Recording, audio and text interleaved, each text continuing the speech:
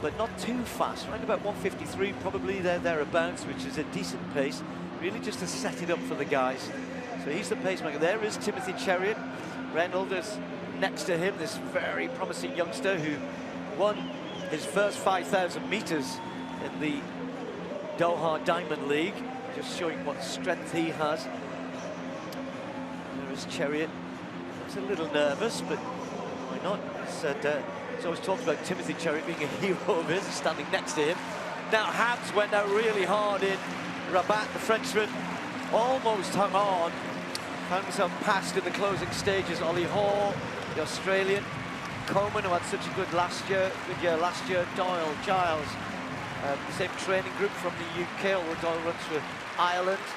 Siate, an American we don't see too much on the circuit, big opportunity for him. And Lagti, from France, who two in, standing next to Adrien Ben, better known as an 800-meter runner, but Lagti ran a big race in Nice last week, big personal best for the Frenchman.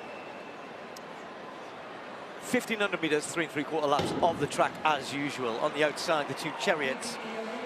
Just a big field here, just want to see them settle down in the early stages with just the one pacemaker. Rudolph, he doesn't need to look that much, but he's just said, okay guys, just give me room, but he just needs to get ahead of them a little bit so they've got a bit of space to sort themselves out behind. A couple of them almost running in lane 3 there. And that's what you have to do, you just have to kind of pick your place early on and then not waste too much energy jumping around. And you can see there that the two Chariots and Habs, Ollie Hoare, have got themselves with a good view of what's going on ahead. Well, it's a big field. Thankfully, it seems to be fairly tight at the moment, Steve, as they go through there in about 42.5. It's not super quick. I thought they ran that first 150 just a little bit slow. I'd like to see them about a second quicker than this, although they are stretched out now. Timothy Chariot in 3rd place. He loves to front run with that forward-leaning style of his. 56.31. It's probably about a second slower than they would have liked. Well, to be fair, Tim, this is what they asked for. They asked for a very steady pace to one. So I think the 56 is good. And but that's 56, the pacemaker. Yes, I know. But that's the idea. And then they're going to come off hard, hopefully get close to 3:30. So Farken, rather surprisingly, is the one who's following. The others are well stretched out behind. They know this is solid. Nobody wanting to be too close. So Chariot right up there with Habs, Filstrom close as well. Elliot Giles a little bit further back, just tucked in behind Brian Coleman.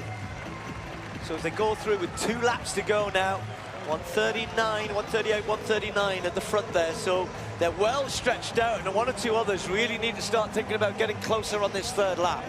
Well, that's what I'm surprised about, Steve, because it's not super quick, and yet they are very, very stretched out now. 56.3, that one. 152.65. He's held that pace well, but many of those guys have gone through a couple of seconds slower. I mean, there's 25 meters from the front to the back and more. Big American, Siate just starting to make a little bit of a move. Ollie Hoare and others at the back, as indeed is Adrien Ben, who's last of the whole field of 16 runners here. Now Rudolph was asked to go to 1,000 meters. He's just about done that. 2:21. He's done a brilliant pacemaking job, but it's left to Falcon now out in the front.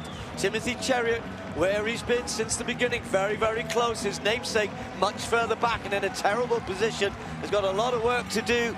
Ronald Chariot, if he's going to get out of it, he's about 8th or 9th on the curve at the moment and doesn't look good.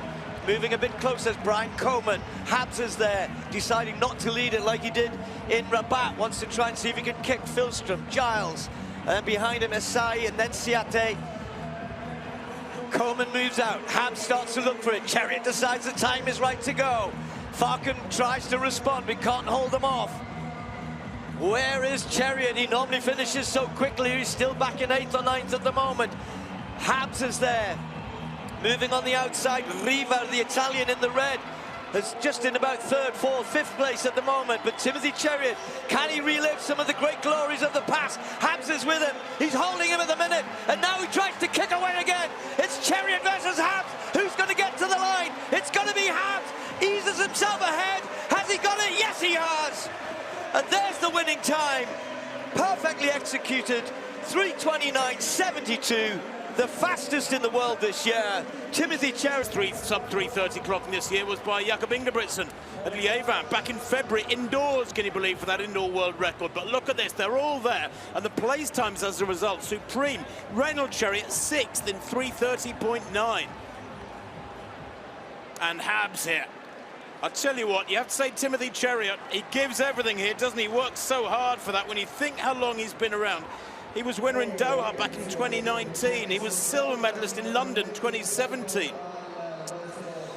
Well, just watching that again, I mentioned Reynolds Chariot a couple of times, and he should go and sit down with Timothy, and Timothy should explain to him. He finished like a train, as he does, but he's coming through so much track. Look at him on the outside there, coming just out of that shot there. He finishes with a season's best, runs 3:30, but he's such a talent, Reynolds Chariot.